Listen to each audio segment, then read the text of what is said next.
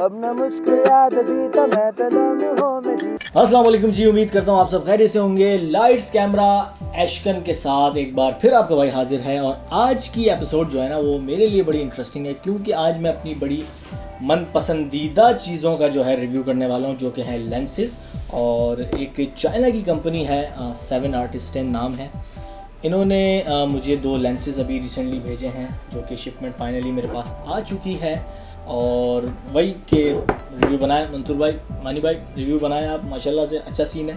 तो मैंने कहा हाँ भेजो भाई, बिंदास भेजो और भी भेजो सामान ना, तो इंशाल्लाह और भी आएगा। खैर अभी हम बात करेंगे इन 2 लेंसेज की, ये कौन से लेंसेज हैं और ये इनकी क्या मतलब वैल्यू है। तो जनाब 7 आर्टिस्टेन जो है ये कंपनी मिररलेस कैमरास के लिए लेंसेज बनाती है। तो इन्होंने मुझे एक 12mm f2.8 और एक 50mm f1.1 भेजा है। मतलब 1.1, आपकी सोच है क्या चीज़ है ये। तो इसका रिव्यू शूट करने के लिए मैंने सोचा कि इस जगह से अच्छी जो है ना मतलब लोकेशन और नहीं हो सकती, मतलब ये नहीं ये। तो जनाब इस वक्त मैं आया हूँ रिव्यू शूट करने के लिए दोनों लेंसेज का, और मेरा इत्तफाक से कश्मीर आना हुआ दूसरी दफ़ा।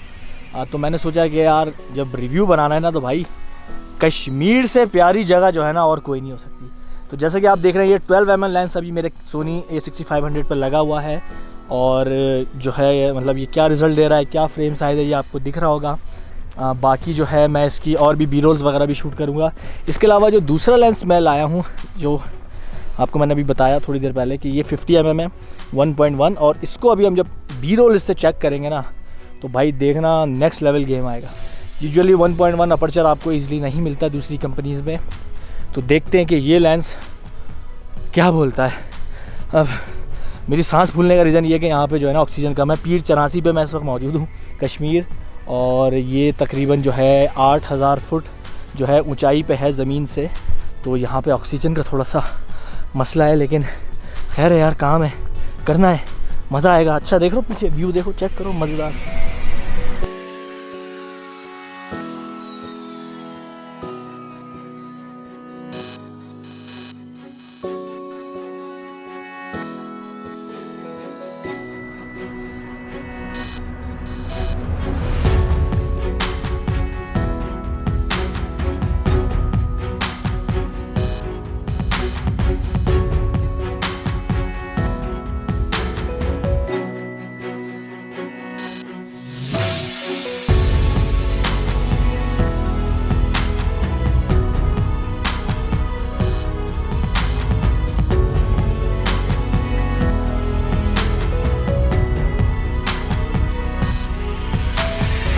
जनाब जल्दी से इसकी बिल्ड क्वालिटी के ऊपर बात कर लेते हैं और इसकी अनबॉक्सिंग करके देखते हैं कि इन दोनों बॉक्सेस के अंदर जो है हमें क्या क्या पैकेज में मिलता है। जैसे तो पहले हम ज़रा वाइड एंगल को चेक करते हैं, क्योंकि वाइड एंगल मेरा पर्सनली फेवरेट लेंस हैं। और मुझे मतलब ज़्यादा जो है ना ये चीज़ अच्छी लगती है, जितना अल्ट्रा वाइड लेंस हो।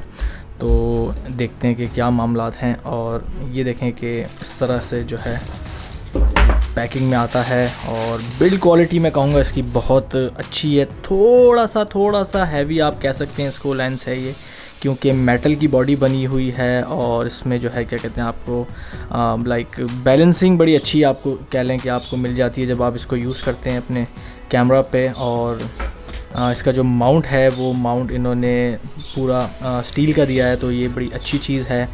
और इसके अंदर जो फोकस रिंग आप ये देखें, फोकस रिंग और अपर्चर रिंग दोनों, ये अपर्चर रिंग है, ये फोकस रिंग है, दोनों जो हैं ये अपना वो हैं डी क्लिक हैं। डी क्लिक बेसिकली ये होता है कि इसके अंदर आपके पास कोई मार्जिन नहीं होता रोकने का, आप कहीं पे भी इसको रोक सकते हैं।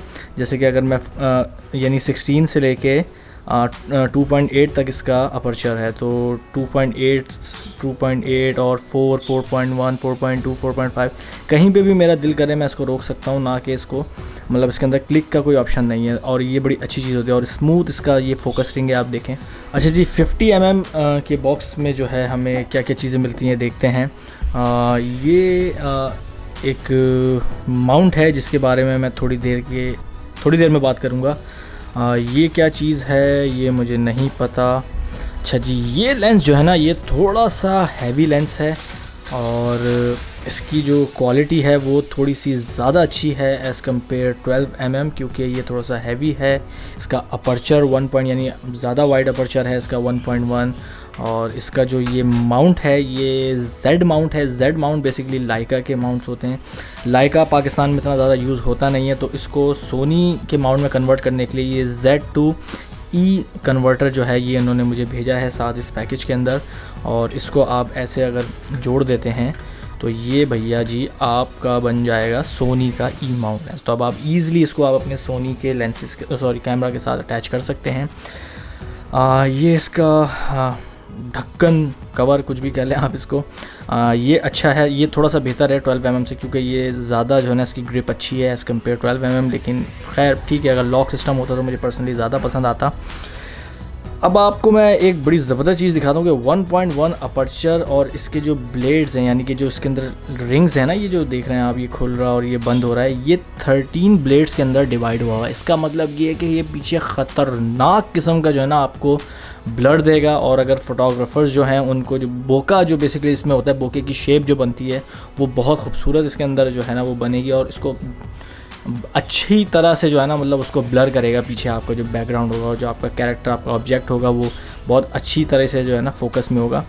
तो मैं बड़ा इससे इम्प्रेस हूँ। और जिस प्राइस रेंज के अंदर ये आपको लेंस मिलता है ना, आप यकीन करें, पहली बात तो ये कि मार्केट में 1.1 इतना ईज़िली मिलता नहीं है, और जो मिलते हैं वो बड़े एक्सपेंसिव होते हैं। और इसका अपर्चर रिंग जो है इन्होंने आगे दिया गया है इसमें, और अपर्चर जो है इसमें डी क्लिक है, फोकस रिंग भी डी क्लिक है, और ये बड़ी अच्छी चीज़ होती है। मतलब सिनेमेटोग्राफी में ये चीज़ जो है ना बड़ी काउंट की जाती है। अच्छा, ये 12mm और 50mm ये दोनों APS-C सेंसर के लिए लेंसेज बनाए गए। APS-C सेंसर क्या होता है? जो क्रॉप फ्रेम बॉडीज़ होती है, जैसे ये अभी 12mm लगा हुआ है सोनी A6500 के ऊपर, तो इस पर ये रिजल्ट दे रहा है। लेकिन जो इसकी फोकल लेंथ है वो 12mm नहीं दे रही, बल्कि मुझे 12 मल्टीप्लाई बाय 1.5 इक्विवेलेंट दे रही है। क्रॉप सेंसर जो होता है सोनी का वो 1.5 होता है, और फुल फ्रेम जो होता है उस पर अगर आप ये 12mm लगाएंगे तो वो एग्जैक्टली 12mm आपको फोकल लेंथ देगा। मगर इस पर कन्वर्ट करके उसको 1.5 से मल्टीप्लाई करके ये ऑलमोस्ट लेंथ बन रही है तकरीबन कोई 18mm। तो ये अभी 18mm का रिजल्ट मुझे दिखा रहा है 12mm, क्योंकि ये क्रॉप सेंसर बॉडी है। लेकिन अगर मैं इसको अपनी फुल फ्रेम बॉडी पे लगाता हूँ सोनी A7 III पे, तो ये रिज़ल्ट दे रहा है।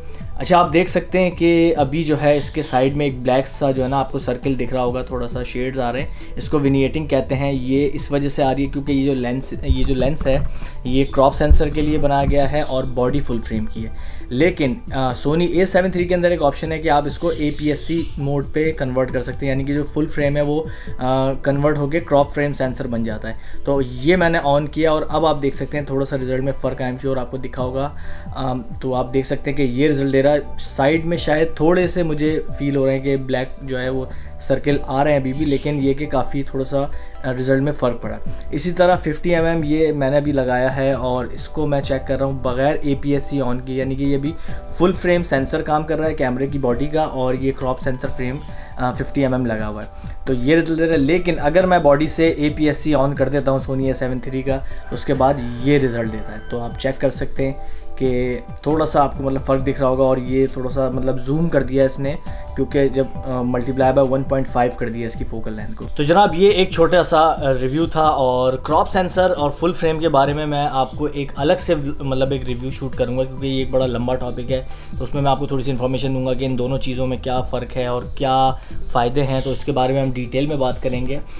अभी मैं आपको ये दिखाना चाहता हूँ कि इन दोनों लेंसेज को क्रॉप फ्रेम बॉडी के ऊपर अगर आप यूज़ करें तो आप एक अच्छा व्लॉग किस तरह बना सकते हैं। क्योंकि मैं कश्मीर में था, लोकेशन अच्छी थी, तो मैंने सोचा एक छोटी सी म्यूज़िक वीडियो जो है वो शूट करनी चाहिए। तो मैंने अपने दोस्त के साथ एक छोटी सी म्यूज़िक वीडियो शूट की है, सिर्फ ये दिखाने के लिए कि इन दो लेंसेज, यानी ये दोनों लेंसेज की किट अगर आपके पास है तो आप इससे कितना अच्छा जो है रिज़ल्ट अचीव कर सकते हैं, और एक छोटी short film, vlog, music video वो आप किसी तरह शूट कर सकते हैं। तो चेक कीजिए।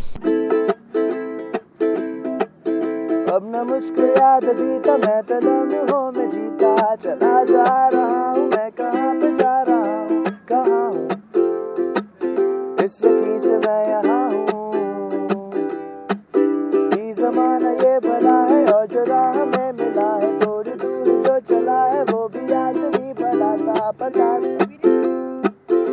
जरा बस खफा था।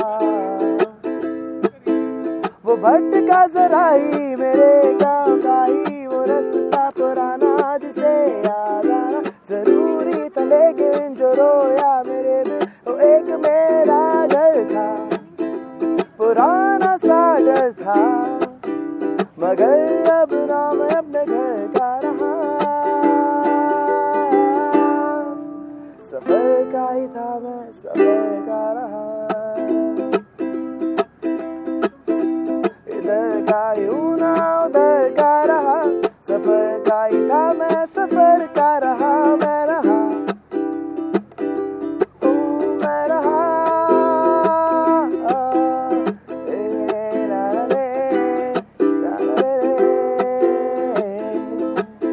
आई होप कि आपको ये छोटी सी भाई की कोशिश पसंद आई होगी। इंशाल्लाह जल्द मैं एक नई एपिसोड रिलीज़ करूँगा लाइट्स कैमरा एक्शन की, और किसी नए टॉपिक के साथ, किसी नई प्रोडक्ट के साथ कुछ नई बातें करेंगे और ज़्यादा से ज़्यादा आपको सिखाने की कोशिश करेंगे। तो अपना बड़ा ख्याल रखिएगा, फीडबैक ज़रूर दीजिएगा कमेंट में, हंसते मुस्कुराते रहिएगा और माशाल्लाह बोल दीजिएगा।